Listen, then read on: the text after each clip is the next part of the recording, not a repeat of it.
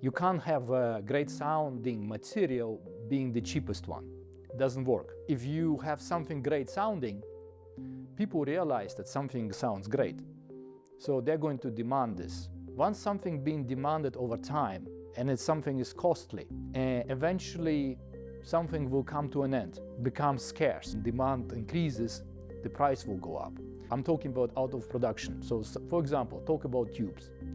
That was the technology back then. A lot of tubes been discontinued, so they're no more produced. But the quality of those tubes is still unsurpassed today. So they become more valuable to people. And that's pretty much evident with musical instruments as well.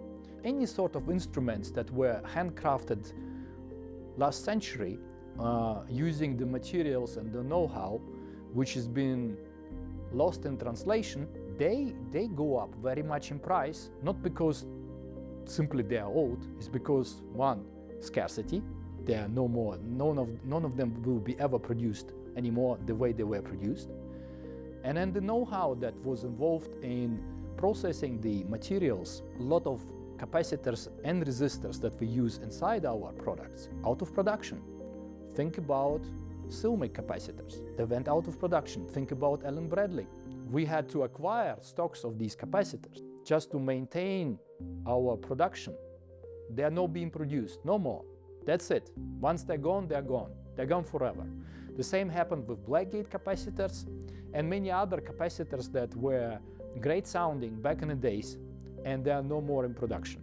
I can say the same about the germanium transistors, selenium, and all these vintage great sounding materials that we employ inside our circuit designs. It's too costly, but they are still great sounding, and they are very different sounding from silicon.